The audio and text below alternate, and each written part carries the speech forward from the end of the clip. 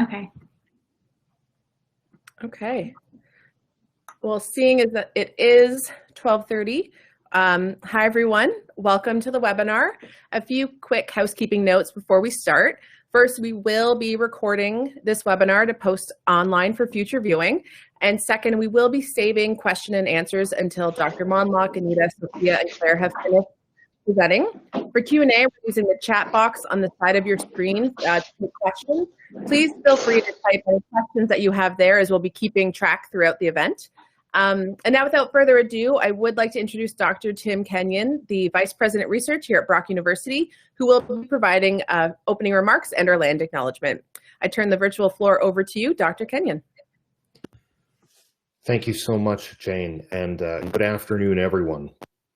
Welcome to Why Faces Matter, Recognizing People and Forming First Impressions Across the Lifespan, featuring the research of Dr. Cathy Mondloch. Today's event is part of the Lifespan Institute Speaker Series, a regular series of presentations designed to connect and engage with the community around research that's going on at Brock. Support for this event has been provided by Brock's Faculty of Social Sciences and the Office of Research Services. We begin this gathering by acknowledging that the land on which Brock University rests is the traditional territory of the Haudenosaunee and Anishinaabe peoples, many of whom continue to live and work here today. This territory is covered by the Upper Canada Treaties and is within the land protected by the Dish with One Spoon Wampum Agreement. Today, this gathering place is home to many First Nations, Métis, and Inuit peoples.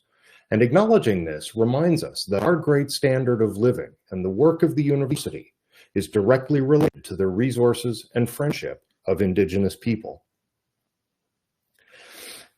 If a picture is worth 1,000 words, the visual impression of a face may be worth the entire Saturday Star. Today's presentation alerts us to the reality that perceptions of faces mediate first impressions in very complex ways, live and in real time. Understanding how we interpret and recognize faces is a tremendously important area of research.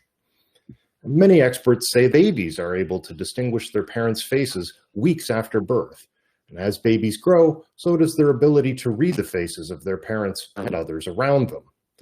It's an ability that typically grows into adulthood. Being able to recognize and interpret faces is a fundamental skill that we use to navigate our professional and personal and social interactions. This skill helps us to do things from following the plot line of a movie to recognizing when to hold a loved one's hand in a show of support, when to speak in a conversation, and, if we're lucky, note to myself, when to stop speaking.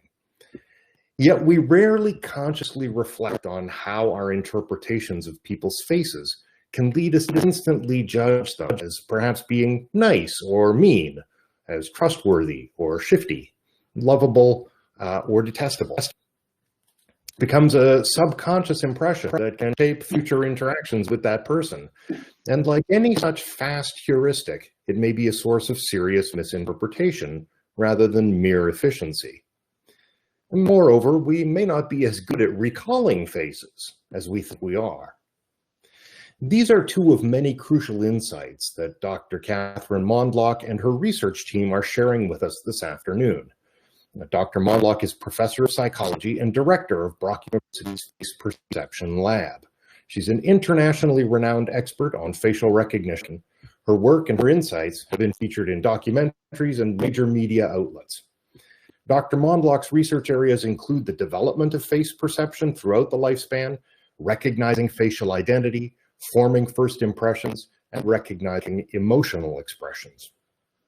Her work is supported by a number of prestigious grants from federal government's National Sciences and Engineering Research Council of Canada, the Social Sciences and Humanities Research Council of Canada, the Canada Foundation for Innovation, among others. Joining Dr. Mondloch today are 3 graduate students in her lab who will speak following her overview of face perception research. A PhD student, Claire Matthews, will discuss her research into how young children recognize new faces, a skill that can affect their social interactions. She's previously studied how adults perceive faces from other races. Master's student Sophia Thierry will speak about her research on how strongly first impressions can affect behavior toward children. Anita Tweel, also a master's student, will share her work on how older adults are perceived in first impressions and how this can impact individuals who are already vulnerable. Anita, Sophia, and Claire will all defend their theses in the coming months, and I'd like to wish them all the best with their upcoming presentations and their future directions after they graduate. With that said, I'm delighted to turn the floor over to Dr. Mondloch. Enjoy the afternoon, and thank you so much for joining us. Thank you, Tim. So welcome everybody, and thank you for taking the time out of your day to come and listen to our presentation. The short title of our talk really is Why Your Face Matters.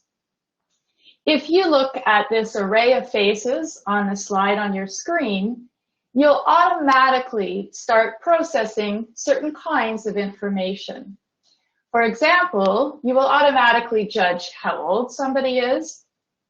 You'll judge their gender, their ethnicity. You'll look for facial expressions, and you might even be forming first impressions, such as which of these individuals are particularly trustworthy versus perhaps mean. And you'll also start to process information about who these people are. Now, the fact that you can judge all of this information without any effort really, with ease, is a reflection of the fact that our brains are very well tuned to perceiving faces in our environment. And I thought I'd start by just giving you a little demonstration of that. So here's a very famous painting by an Italian artist, Arcimboldo. And if you look at this painting, you'll perceive a basket of fruit. So you can probably see that there are some pears there and some cherries and some apples. But I'm actually showing you this painting right now upside down. So let's turn it around and see what happens. Now when you look at this painting, you're probably perceiving a face. There's not a single facial feature there, but nonetheless, you can perceive a face. And this is a sort of artwork that he did, and it's wonderful if you can ever get a chance to see it live. Now, this ability to perceive faces, even in their absence, happens every day. And so I'm just showing you here some pictures of everyday objects where we perceive a face. And we might even perceive how these objects are feeling. You may also have experienced this if you've spent some time just lying in a field, perhaps with a child or grandchild, looking for faces in the clouds. We're not only good at detecting faces, but we're very good at recognizing them, and particularly if the face is familiar. So if you're familiar with the actor Tom Hanks, it'll be easy for you to recognize that all of these pictures belong to him. We take this ability for granted every day when we recognize neighbors and families and colleagues. But think about how remarkable it is. Tom Hanks looks very different from one photo to the next. He's aged by several decades. He's portraying different characters. He's wearing glasses in some, but not all. And yet you can recognize him.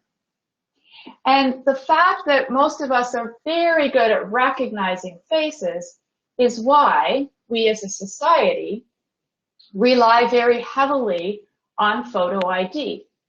So if somebody, particularly a young person, goes into a pub and they want to have a beer, they might be asked to show ID to prove that they're of age. We show ID when we cross the border or get on an airplane, when we vote. And if you've been to university, you know that students are asked to set their student ID on their desk while writing an exam. Now, the assumption here is that we're really good at deciding whether the person in front of us is the person in that photo ID. And we make this assumption because we're so good when faces are familiar. But of course, in these settings, most of the faces are unfamiliar. So an interesting question is, how good are we at recognizing faces of people we don't know? So let's try. I want you to look at this person and try to remember him. All right, so have a good look at his face, and you might even try to form a first impression. Do you think he's friendly, trustworthy, smart, competent? So remember him, and now I'll show you another face. Try to remember this face. And again, you might form a first impression.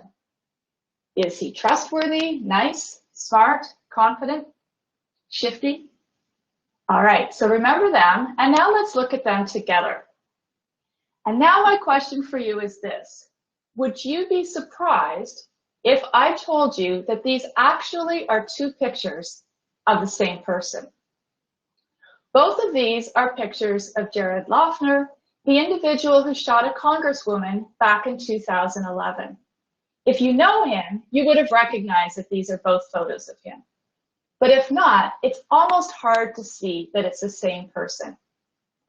And this is because our appearance varies so much from year to year and moment to moment as we change things like lighting and hairstyle and makeup and facial expressions, point of view, as we're sleepy versus not sleepy. So our lab is really, really interested in this variability within a person's appearance. So I'm using this to illustrate 2 points that will tie everything together for you today. The first point is that because our appearance varies, it's actually really hard to recognize faces, and we should be surprised at how good we are when someone's familiar. But when people are unfamiliar, it's difficult. And of course, this raises interesting questions for things like judging passports or photo ID at the liquor store. The second thing is that because our appearance vary, first impressions of us can vary from time to time. I suspect that many of you thought the first photo I showed you of Jared was a picture of somebody who looked rather nice and you might approach him at a barbecue. But I suspect many of you thought the second picture, he looked rather shifty at best. So in our lab, we're really interested in first impressions and face recognition in the context of this variability. Now, researchers became interested in this sort of thing about 10 or so years ago.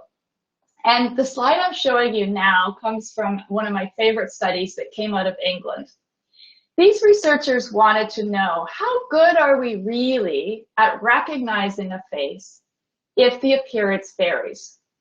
And they did something very simple and elegant, and it's something that Claire will talk about that we've adapted for children. So what they did was they gave their participants a pile of 40 pictures. So there were 40 photographs, and participants were just asked to take those photos and sort them into piles. And their job was to have it such that each pile included all of the images of one person. So the idea here is that if you thought there were 6 different people, you should make 6 piles, or 3 people, you should make 3 piles. So how did people do? Well, some of the people in their study were highly familiar with the faces, and they performed without error. It was so easy. They made exactly 2 piles. I know one of these individuals, and I can pick out all of his faces easily, but I bet you can't because you don't happen to know him. Now, what about people who were unfamiliar with these 2 people? They made an average of 7 piles. That means they thought that there were 7 different people in the pile, when in fact there were only 2. And what that tells us is that what's really challenging is recognizing that 2 pictures belong to the same person when that person's appearance varies.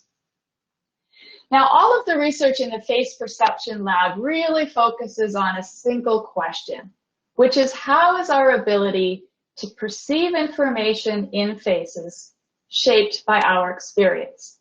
And we really like this study because what it showed is that our experience with a particular person matters. But we wondered, what about lifelong experience? Is there context under which we would do better than others? So to do that, this was done by a former PhD student and a postdoc in the lab. We decided to look at people's ability to recognize identity in what we call own versus other race faces. So to do that, we tested people here in St. Catharines. All of our participants here were Caucasian and primarily had experience with Caucasian faces growing up. We also tested people in China whose experience was limited to East Asian faces. And so our question was, it's going to be hard to do this task anyway, but is it even going to be harder for a category of faces with which you have less experience? So let's look at what happened. So all of the faces are unfamiliar. And first of all, let's look at people's ability to sort own race faces. Both groups, whether tested here or in China, made on average 6 piles. So this reminds us of the study from England. People thought there were 6 different people there, when in fact, there were only 2. What about other race faces? Does lifelong experience matter? Yes, it does. When we tested people with other race faces, they made an average of 13 piles. Remember, there were only 2 people, but our participants thought there were 13, which means it's basically twice as hard to do this for a category of faces with which we have less experience. And in case you're wondering whether this reflects some kind of prejudice, no, it doesn't. This ability to recognize own race faces better than other race faces emerges during the first year of life. And it actually reflects how sensitive our brains are to our environment, so they become really, really well tuned to what is important in that environment. So what do we know so far? Well, we know it's really hard to recognize unfamiliar faces, and we know that lifelong experience matters. And so, of course, as a lab interested in development, this got us thinking about what happens to our ability to recognize both familiar and unfamiliar faces during childhood. This is an area of expertise for Claire Matthews, a PhD student in the lab, and so I'm going to turn it over to Claire now. Thank you, Cathy. So my PhD research examines the ability to learn and recognize faces across the lifespan. So I've actually examined these abilities both in childhood and in older adulthood. But today, in the interest of time, I'm going to be focusing on my research with children, but I'm happy to answer any questions about older adulthood after the talk. So as with adults, children need to be able to recognize faces in daily life. So for example, they need to be able to recognize their parents, both when they're all dressed up for an event and when they've just rolled out of bed. And they also need to be able to learn faces. So when they go to school, they need to be able to learn the faces of new children in order to form friendships. So as Cathy mentioned, we're really interested in experience. And children have yet to gain the lifelong experience with faces that adults have. So we're interested in examining how this affects their ability to learn and recognize faces. So I thought I'd start off by telling you how we test these questions with children in the lab, because it's a little different than what we do with adults. So we need to adapt our tasks to be age appropriate for children. So when the children come into the lab, it's really important that we have tasks that really capture their interest and their attention. So we create these science games that are going to be really fun for children. So what we often do is we start with a practice game to get children really comfortable and make sure that they understand the instructions. So as you can see on the screen, what we've done with this task is we've actually made a rocket ship out of a shoebox. And what we do is we start by asking children if they know who the character on the front of the box is, and most of the children will ecstatically claim that it's Buzz Lightyear. Then we tell them that we have pictures of Buzz that got all mixed up with pictures of other people. And we tell the child that we need their help to put all the pictures of Buzz into the rocket ship, but leave everyone else out. And we explain to the child that sometimes Buzz might look a little bit different than he does on the front of the rocket ship, but that's okay. As long as it's a picture of Buzz, it gets to go in. So then we'll present these pictures one at a time to the child, and we'll get them to place all the pictures of Buzz in the little slit that we've cut in the top of our shoebox rocket ship. So after we do this practice with children, we move on to the real experiment, so what we're interested in collecting data on. So for this particular study, we were examining how accurate children are at recognizing both familiar and unfamiliar faces across changes in appearance. So just like the Buzz task, we had a shoebox house with a picture of a woman on the front, and we asked children to put all the photos of that person in the house and leave everyone else out. So the pictures on the left are all different pictures of the woman on the house, and the pictures on the right were pictures of another woman that we used as a distractor in this task. So we actually went into schools to test this task, and the key feature of this study is that the person on the front of the house was either someone the child had never seen before or someone they knew very well. So for the unfamiliar face, we used a teacher from another school. So this is someone that the child would have never seen before.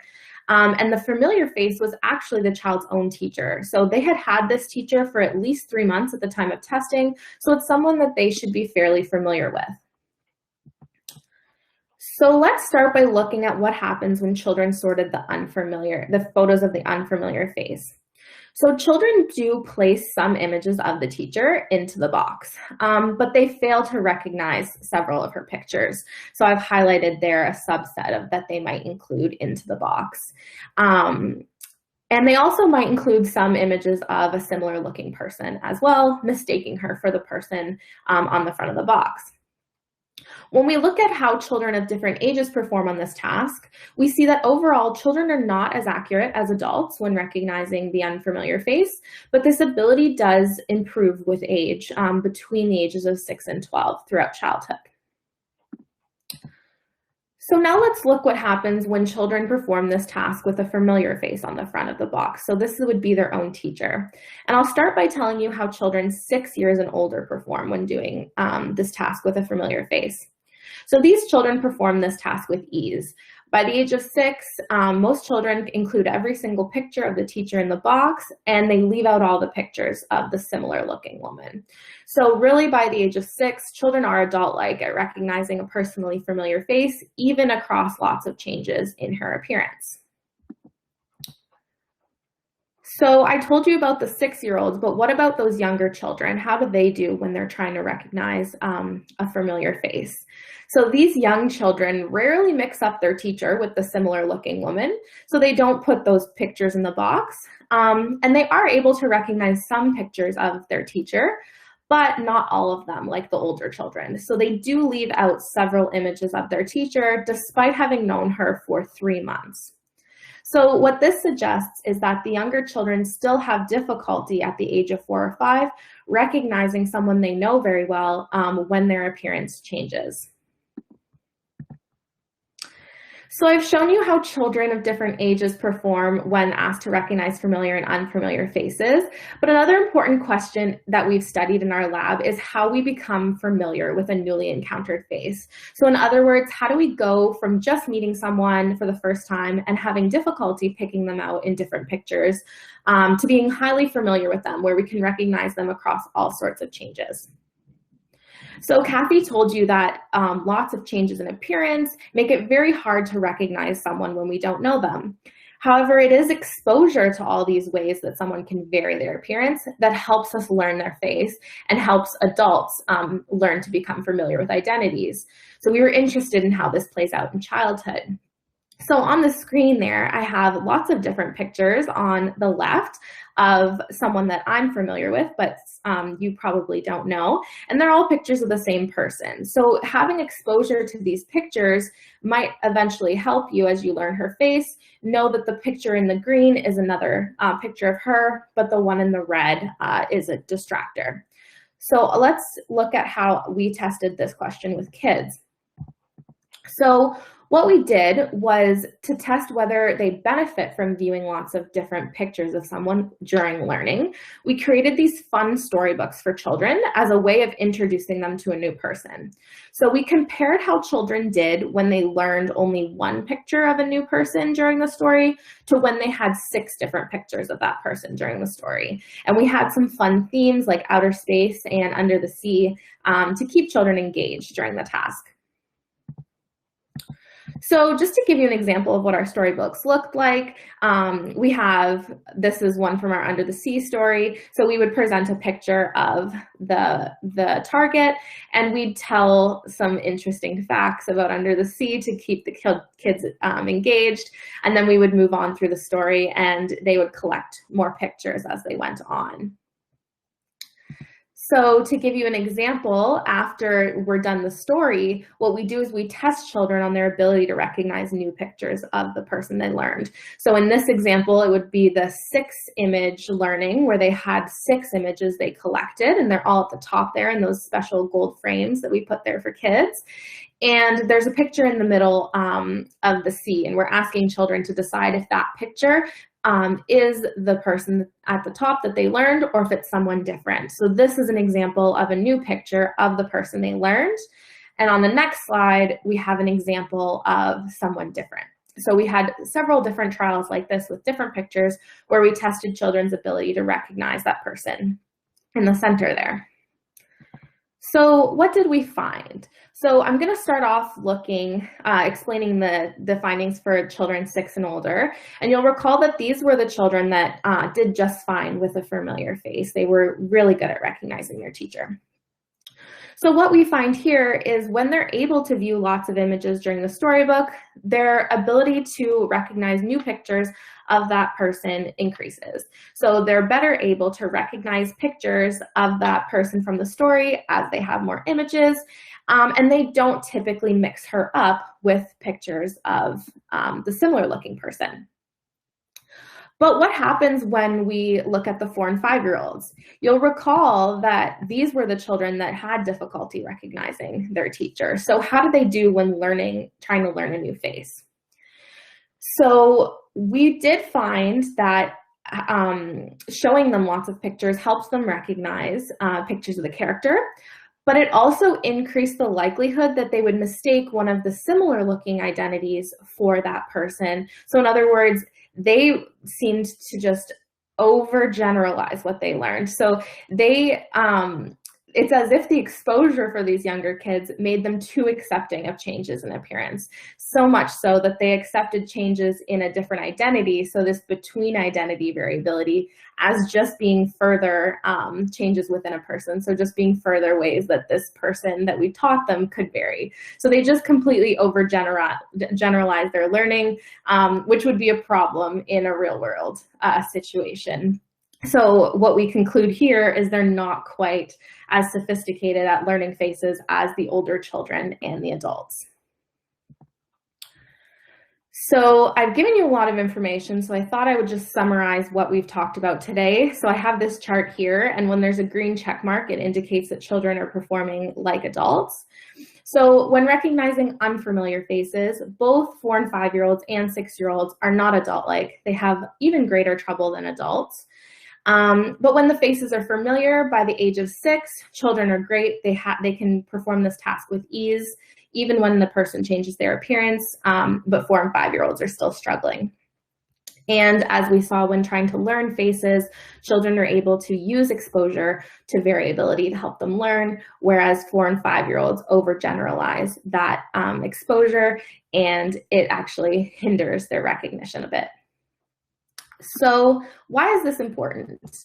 Well, there's lots of scenarios in daily life where this could play out. So as an adult, you might have some difficulty recognizing someone you've only met once, like the bus driver after the first day of school when you drop your child off.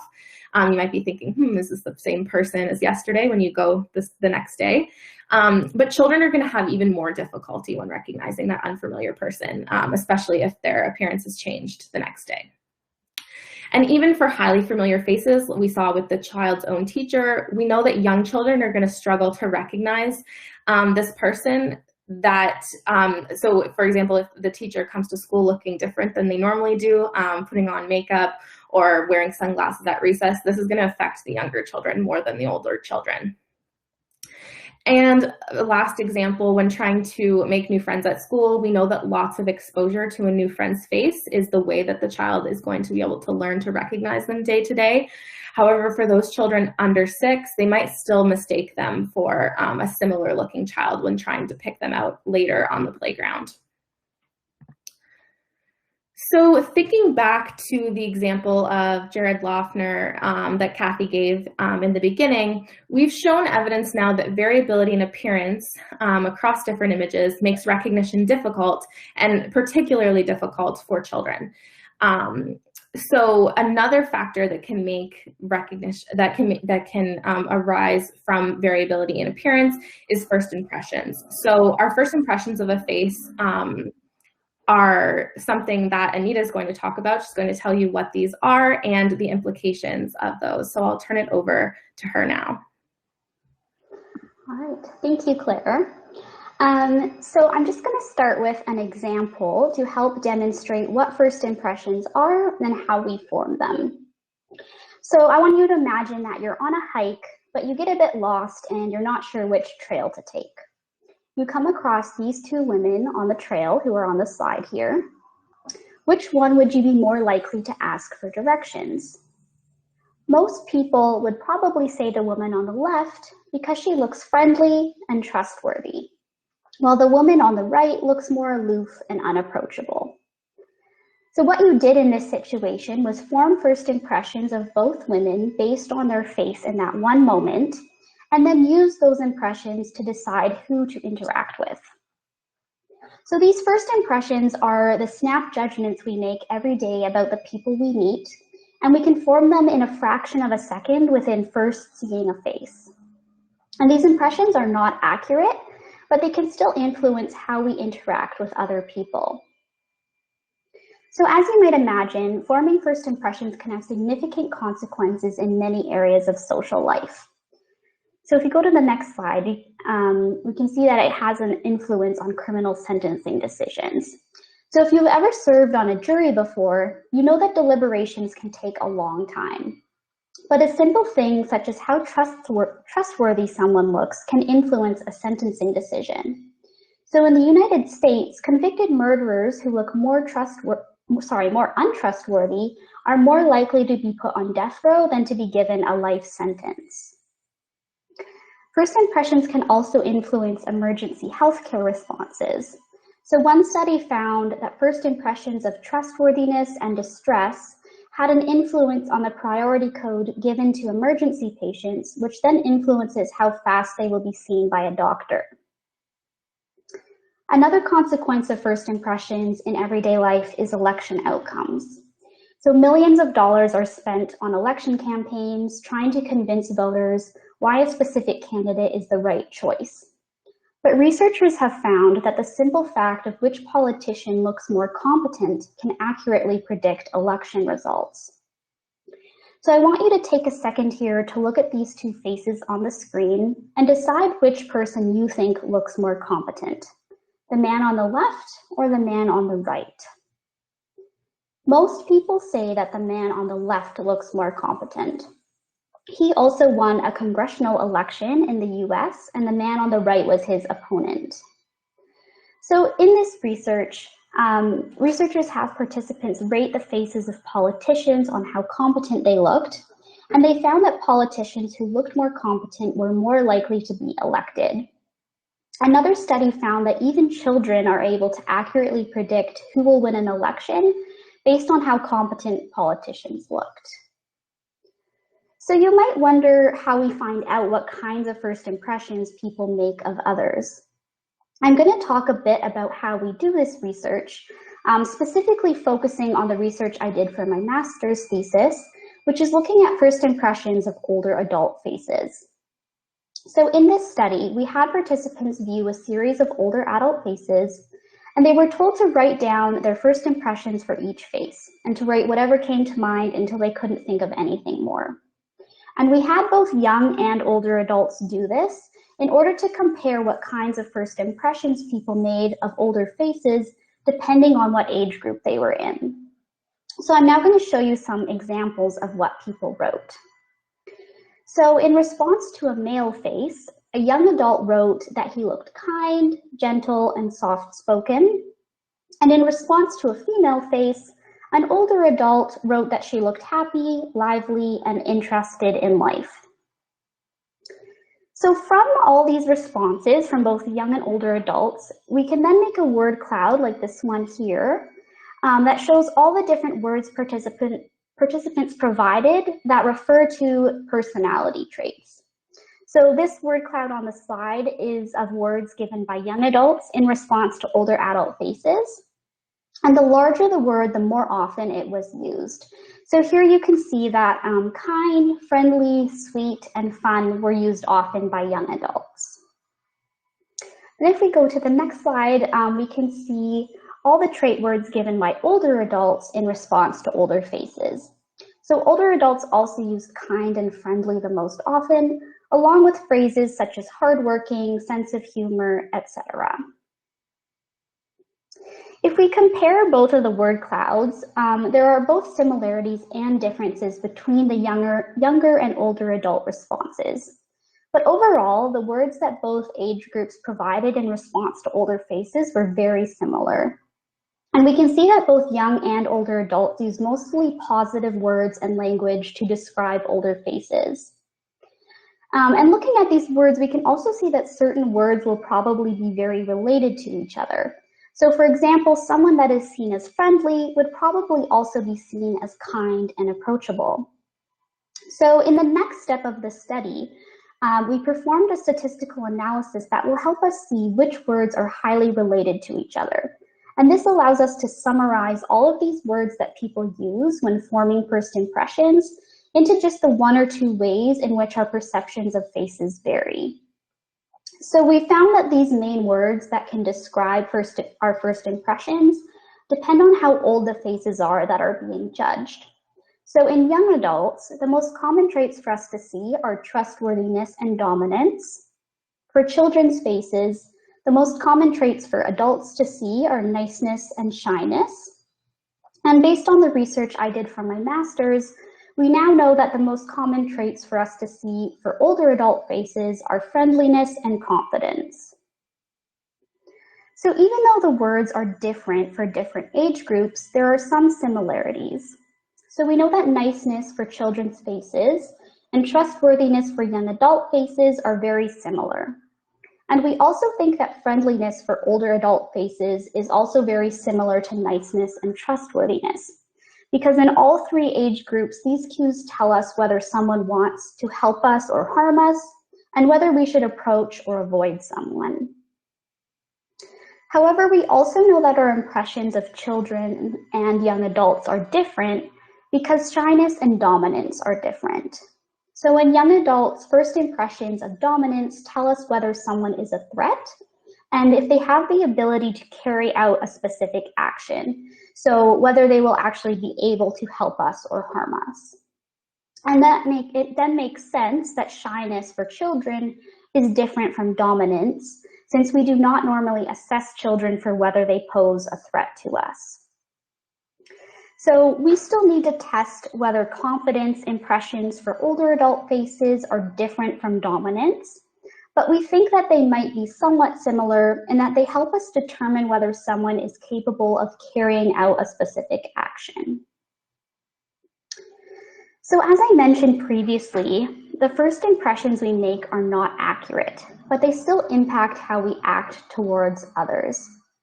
So in my future research, I plan to examine how the first impressions that we form of older adults influences our behavior towards them, specifically in settings such as retirement homes, community centers, healthcare settings, and customer service. So I'm now going to turn it over to Sophia, who is going to talk about her research on first impressions of child faces and some of their consequences on our behavior. Thanks, Anita. So just like how our first impressions can have powerful consequences for adults, such as in influencing voting outcomes, first impressions of child faces also have a great impact on how we perceive children. So today I'll be presenting the research for my master's thesis, which was looking at the social consequences of our first impressions of child faces. Now, first I'd like you to imagine that you're accompanying your child or your grandchild's teacher on a school trip. You are getting on the bus, and this is what you see.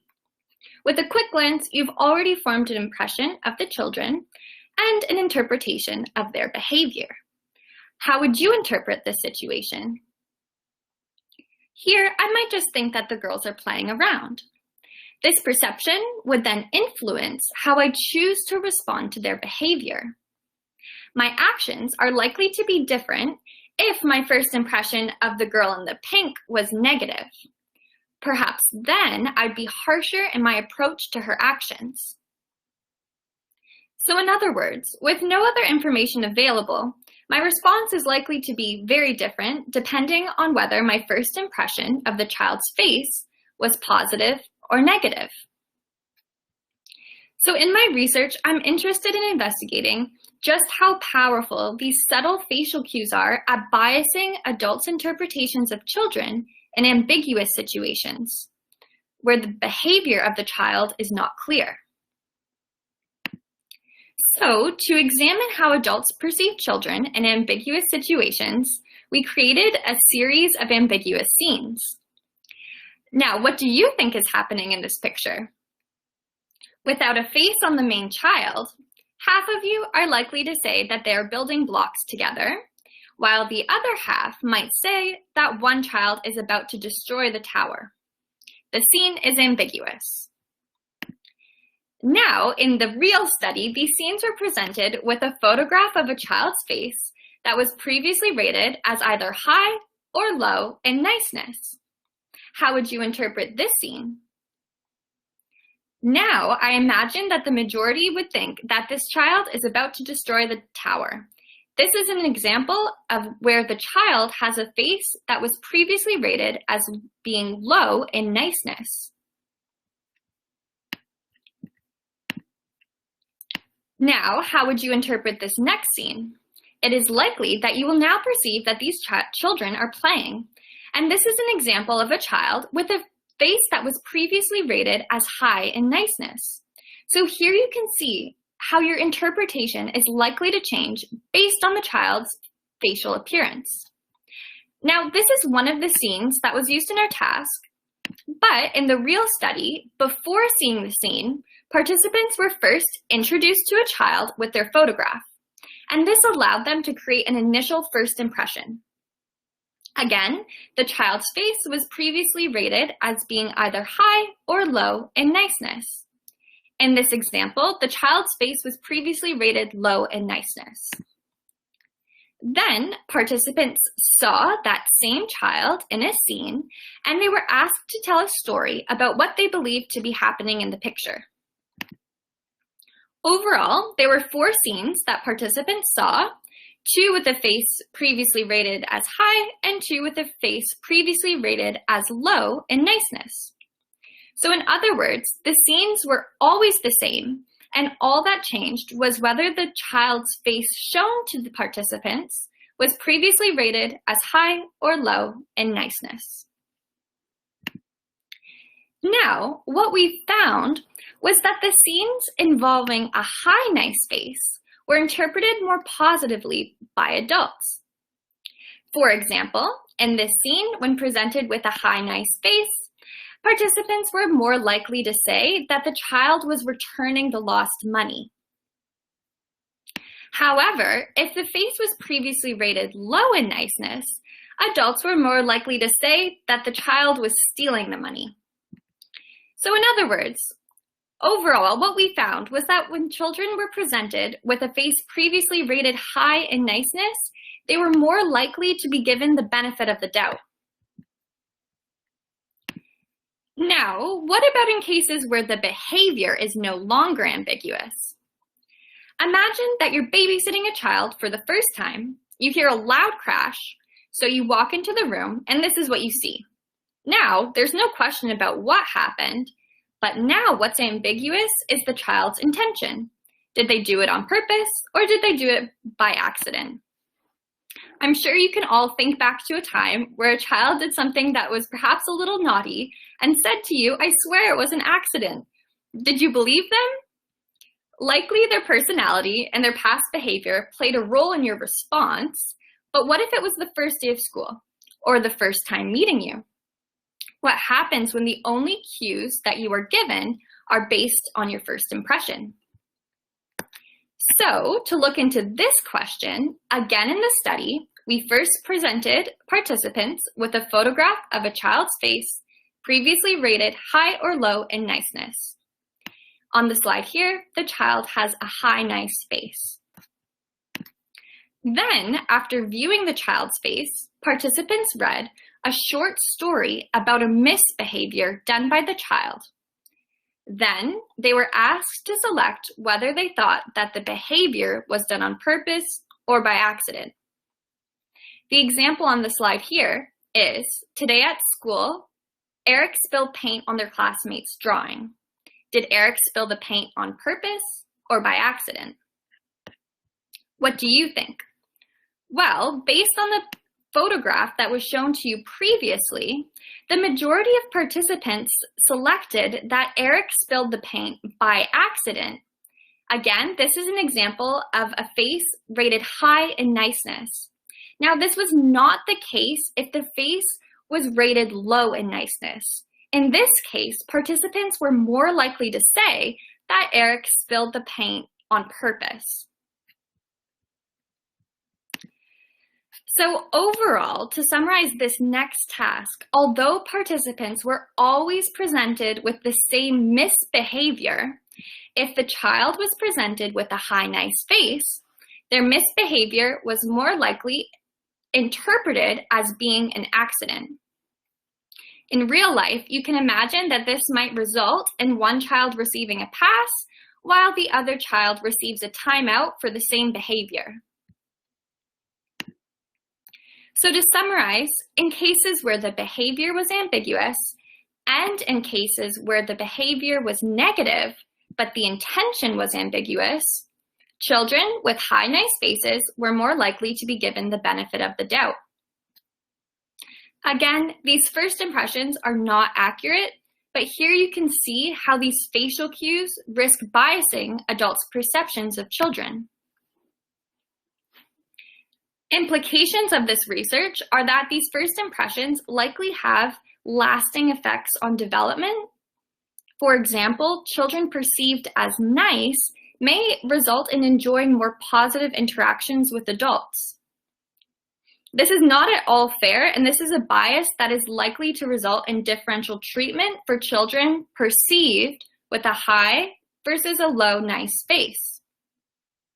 So, overall, it is important for us to be mindful of the potential facial biases so that it does not influence how we choose to act towards others. So now I'm going to pass it back over to Dr. Mondloch for some final remarks. Thank you. So we thought that before we open the floor for to answer some of your questions that you might have been putting in the chat, we would just tell you a little bit about some upcoming studies. So everything we showed you today is very recent data. As you can tell, the studies are still ongoing. And so we'll just tell you about 3 studies that we'll be doing in the near future in case you or someone you know might like to participate. Anita will be carrying on with her PhD in the fall, and one of the things that she will be doing very soon is starting to look at the implications of first impressions of older adult faces in settings such as healthcare, community centers, or even in something like retail. So you can watch for invitations to participate in that. Sophia is also starting her PhD this fall, but an ongoing study that she has right now looks at how children's faces influence their peers' interpretation of ambiguous behavior. So you can imagine here, if a child walked past your desk and knocked your pencil case on the floor, that whether you thought it was on purpose or by accident might affect how much you like that child and whether you would be inclined to retaliate. So the task is very similar, although made a little bit more fun for child participants. And we are currently looking for children between 10 and 12 to participate. And finally, another study that we're doing right now with Claire is looking at children's ability to recognize their parent's face. As Claire told you, it can be hard for 4- and 5-year-olds to recognize their teacher, even if they've been in her classroom for as long as 9 months. And we thought perhaps that's because teachers look reasonably similar from one day to the next, and that it's parents' faces that really vary from the child's perspective. Because of course, children see their parents at the gym, in the garden, and when they're all dressed up to go for dinner. So this is a tricky one because we need to collect pictures of parents, and then we set up the task, and we're doing all of this online via Skype right now. So those are some of the studies that are happening right now or will be in just the next couple of weeks. So who participates in our studies? You can tell that we really are studying development across the lifespan, and right now we're working with participants anywhere from 4 to 94 years of age. The research that we're focusing on right now in the lab includes the study of first impressions and identity perception. So if you might be interested in participating or would like to learn more about it, you can email the lab directly. I have the email address here. Or you can check out Growing with Brock. This is a group of 5 labs in psychology, all of which are really, really interested in development across the lifespan. And so we have organized ourselves with the participants database here and also use this as a means by which to communicate. And as you can see from a rather older slide now, but the slide up in the corner, the studies really are designed to be science games, and we always take time to answer questions from our participants. So at this time, Jane, I guess I'll turn it to you, and we can answer questions that people may have posted. Yes, thank you, Dr. Mondloch, Anita, Sophia, and Claire. That was a great presentation. It is time for Q&A, but unfortunately, we were told by IT in the middle of the presentation that the chat function with LifeSize is experiencing a, quote, widespread outage right now, and it's not working, so that's why you'll see it as listed as offline. But we did have some questions come in, and we did include questions with registration, so we do have a list. If you have a burning question, though, that you want answered today, you can quickly try to email us at lifespan@broccu.ca. We've got that email up. We're ready to look if you've got something coming in. Alternatively, you can connect with the presenters after today. For the first question, though, was beyond the ability to recognize same race faces, are facial expressions typically interpreted similarly across cultures? That's a good question. I'll take that one.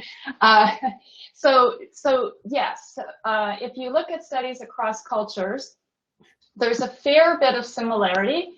This is actually a highly contested point. And so I think that what we know for sure is that across cultures, we're very good at detecting whether someone is feeling positively, so are they happy, versus negatively, so might they be angry or sad or afraid.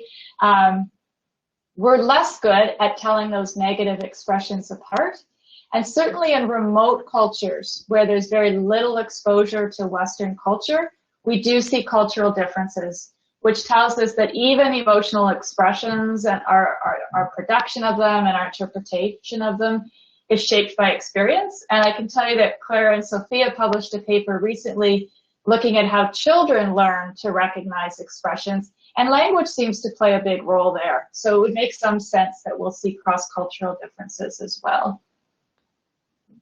Okay, thanks. Cathy, this might be a question for you as well. It was, how does impairment in recognizing faces affect social efficiency, e.g. prosopagnosia, which I know I'm probably not saying correctly, or less severe impairment?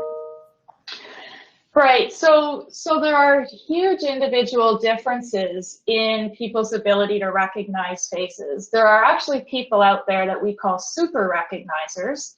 This is a small portion of the population, maybe 1 to 2%, of people who will recognize somebody they haven't seen for 20 years, maybe somebody that was in their grade 1 classroom. They'll actually recognize somebody they've only seen once at the back of a bus. And then at the opposite end of the spectrum, we have people who are prosopagnosic. So these are people who can recognize objects very readily, but they cannot recognize faces, including the face of their own spouse or a child, or even their own face in a photograph. And this is about 1-ish% of the population. We don't know for sure. And it's very challenging. So I know somebody who is prosopagnosic, and they say one of the large consequences is that they can come across as unfriendly. So he could walk by me on the sidewalk and not say hello because he doesn't know who I am. Whereas if I say hello first, then there's voice recognition and we can have a very pleasant conversation. So we do take this for granted, and it can be really hard if you're not able to do this. But there is a wide range of variability across people for sure. The email option is working. We got this one in through email, and it was, is there a difference between providing black and white photos and colored photos? And this was specifically the they said regarding Claire's study. Claire, do you want to talk about that? Yeah, sure. So we have used both in the lab, both color and black and white, as you noticed. The black and white photos are kind of nice because they allow us to match up people. So having a distractor is a little bit easier to find someone that looks like when we take away the color, because you don't have as much to pick up on. But recently we've been moving more towards the color images. So in the field, there's really been this shift towards having naturalistic images. So those images that really represent what we encounter in daily life. So in daily life, you're going to obviously see people full color, have all the information available. So this is kind of what we've been moving to in the lab, is trying to use stimuli, use pictures that most represent what we're going to and what children are going to encounter in their daily lives. Great. Another one that came in was, some people have a strong memory of faces where some people are poor at this. How would this maybe impact some of your research? So again, this touches on the same issue of individual differences, and some of what Claire's been doing, and there's another PhD student in the lab, Kristen, is looking at differences in memory versus perception. So in the task that Claire showed you with children, those faces stayed up on the screen, so children could look back and forth, and we've done this with young adults and older adults. We do have another version of the task that we couldn't tell you about today, where instead we have people watch a video and then there is nothing in front of you, which is more like what happens in real life, where I don't look at 6 pictures of you and then try to decide if it's you.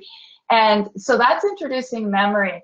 And we're still working at this. And in fact, Kristen has just collected data from 200 participants looking at individual differences. And part of what she's looking at is whether you get more individual differences in memory when you don't have some images to look at than you do when you're allowing people to look at multiple pictures. You can think about implications for this for something like eyewitness testimony, where you need to remember what that person looked like. So there's an interesting question of to what extent is it about your ability to perceive the identity or your ability to remember that identity. And that's something that Kristen is investigating right now. So perhaps in a couple of months, we'll have a better answer to that. Well, we can do a follow-up second webinar, Face Perception version 2. That does actually wrap up all the time we have for Q&A. Thank you to everyone who submitted a question. We have a lot of great questions still sitting in the queue. So if you submitted a question that didn't get answered today, please feel free to reach out to the speakers via the contact information that will circulate tomorrow. It's up on the screen, but we're going to put it in the email that you'll get tomorrow. I now have the pleasure of introducing Dr. Tina Willoughby, who's the director of the Lifespan Institute, who will provide a few short closing remarks before we end for the day. Thank you, Jane. First, I would like to thank Dr. Mondloch, Anita, Sophia, and Claire for taking the time to present about their research. Given that we encounter faces every day, face perception is obviously an important part of almost all our interactions. However, we don't often take the time to consider how our ability to recognize faces changes across the lifespan, or how first impressions and interpretation of faces may impact how we act towards people. So we really thank our speakers for highlighting this important issue. Second, I want to thank the Brock's Faculty of Social Sciences and the Office of Research Services, who both provided support to make this event possible. And finally, thank you to all of you who joined us today. The Lifespan Institute has a strong focus on community engagement and connecting with all of you to learn together and from each other. We hope that our speaker series events can continue to serve as a way for our researchers, our partners, and all of you to join together. And that while we may be apart physically, we can find new and unique ways to connect and collaborate. Now, we do have another speaker series event coming up on May 18th on maternal postpartum depression and infant brain development. So we're going to include information about that event in our follow-up email to all of you, where we also will be sending the recording of today's webinar. And on that note, it is time for us to end. Thank you all again, and stay safe.